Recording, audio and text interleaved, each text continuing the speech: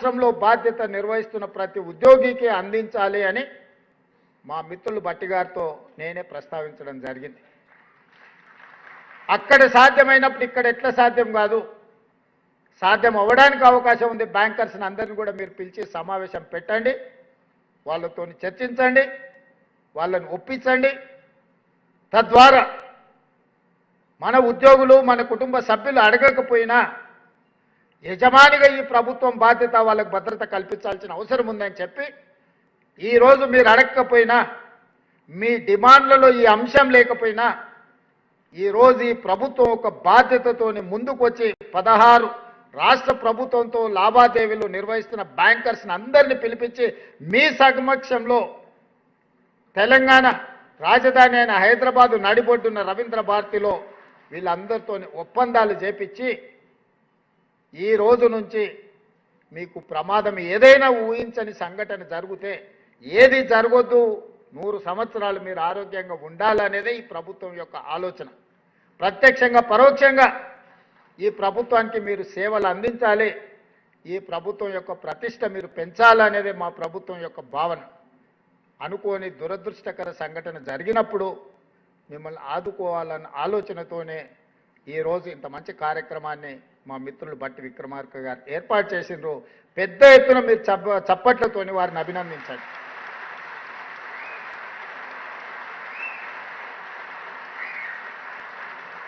నాయకుడిగా మంచి పని చేసినప్పుడు మీరు గుర్తించి మీరు చప్పట్ల ద్వారా అభినందిస్తే ఆ ఉత్సాహంతో ఇంకా రెండింతలు వారు పనిచేసే అవకాశం ఉంటుంది. ఇంతకుముందే శ్రీనివాస్ గారు కొన్ని విషయాలు ప్రస్తావించండి, అందుకే నేను భట్టి గారి దిక్కు చూపించిన. ఆయనది కమ్మమే, ఈయనది కమ్మమే, నాది కమ్మమే, నీది కమ్మమే. మరి మనకు కావాల్సిన నిధులు వారి నుంచే వస్తాయి కాబట్టి అందుకే నా వైపు తిరిగి నమస్తే పెట్టడానికి పోతే అటువైపు పెట్టమని అటు చూపించిన.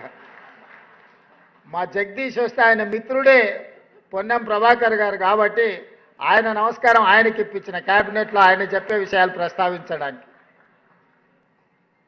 నేను గుంపు మేస్త్రినే, చాలామంది అవహేళన చేస్తారు. నేనేమనుకోను, నేను గుంపు మేస్త్రిని, గుంపు అంతా నాది, గుంపుకు నేను మేస్త్రిని. ఈ గుంపు అంతా నాది, ఈ గుంపు నాది. ఈ గుంపే కదా నా బలము, ఈ గుంపే కదా నా ప్రతిష్ట, ఈ గుంపే కదా నా సంక్షేమాన్ని, నా అభివృద్ధిని ప్రజలకు తీసుకెళ్లేది. పేద ప్రజలకు మా ప్రభుత్వానికి వారధులు బ్రిడ్జ్ ఈ గుంపే కదా. అందుకే నేను గుంపు మేస్త్రిని అని చెప్పిన. కొంతమంది గొప్పలు చెప్పుకుంటారు, మేము దొరలమని, మా గడీలు ఉన్నాయని.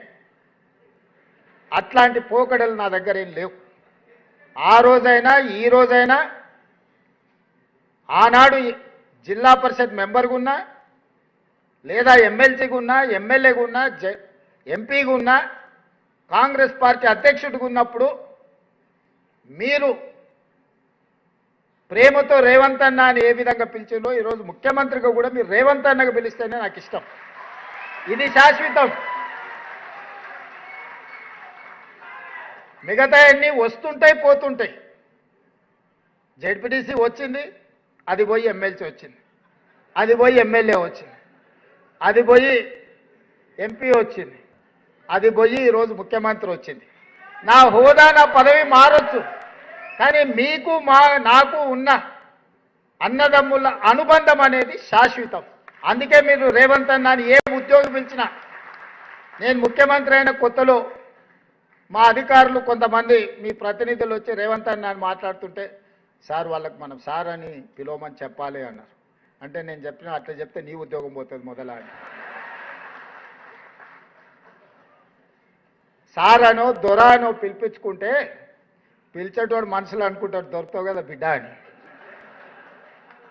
అన్నాన్ని పిలిచిండంటే అది ఇష్టంతోనో ప్రేమతోనో పిలిచిన పిలుపు, నాకు అదే ఇష్టం. మీ సోదరుడు ఈరోజు తెలంగాణ రాష్ట్ర ముఖ్యమంత్రిగా ఉన్నాడు. నేను మాట వరుసకి మాట చెప్పట్లే, నేను సంపూర్ణంగా నా మనసులో అనుకునేదే ఈరోజు మీతో చెప్తున్నా. నాకు ఒక బాధ్యత ఉంది, మీకు ఒక బాధ్యత ఉంది. మనందరం కలిస్తేనే 4 కోట్ల ప్రజలకు సేవ అందించగలం, సంక్షేమ ఫలాలను చేరవేయగలం. ఈ తెలంగాణ రాష్ట్రాన్ని దేశంలోనే నెంబర్ 1 రాష్ట్రంగా మనం తీర్చిదిద్దగలం. ఇవాళ మీరే ఆలోచన చేయండి. మారిందల్లా మా 17 మందిమే ఉన్నది. మీరే ఎమ్మెల్యేలు, ఎంపీలు దాదాపుగా 50% పైగా పాతోళ్ళే గెలిచారు. ప్రభుత్వ నిర్ణయాలు చేసే 15 మంది మాత్రమే మారినాం.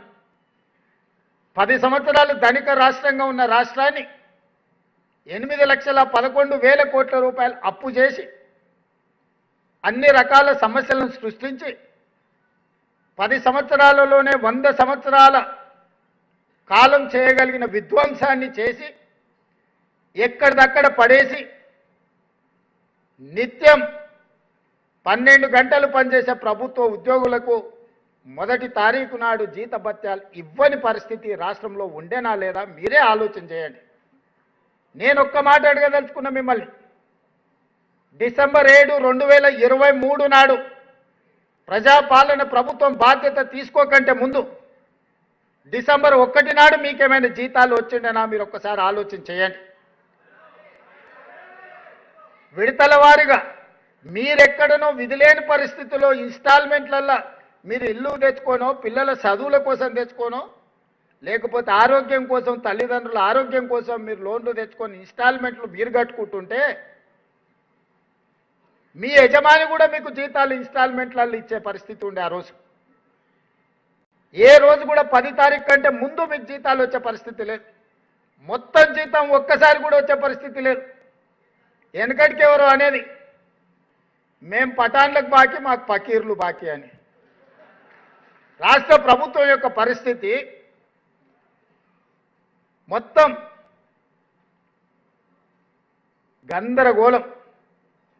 నేను 7 తారీఖు మధ్యాహ్నం బాధ్యత తీసుకొని సాయంత్రం సచివాలయానికి వెళ్ళి నా ఛాంబర్లో కూర్చున్న తర్వాత ఇదే రామకృష్ణారావు గారు, శాంతకుమారి గారిని ఇద్దరిని, వీరు ఆర్థిక ఫైనాన్స్ సెక్రటరీ ఆ రోజు ఇద్దరిని పిలిపించి కూర్చోబెట్టి ఏంది పరిస్థితి అని అంటే వాళ్ళు ఏదో మొత్తం వాళ్ళు తయారు చేసింది చెప్పబోయి అవన్నీ వద్దు, కానీ ప్రజలకు సేవలు అందిస్తున్నా మన ప్రభుత్వ ఉద్యోగుల పరిస్థితి ఏంది, ఈ నెల డిసెంబర్ 1 నాడు జీతభత్యాలు ఇచ్చిండ్రా లేదా అని అంటే ఇంకా లేదు సార్, సర్దడానికి ప్రయత్నం చేస్తున్నా, అక్కడ ఇక్కడ కొన్ని ఇచ్చినా ఈ నెలాఖరు వరకు మాత్రం ఈ మంత్ జీతాలు ఇస్తాం సార్ డిసెంబర్ నెల అని అడిగారు.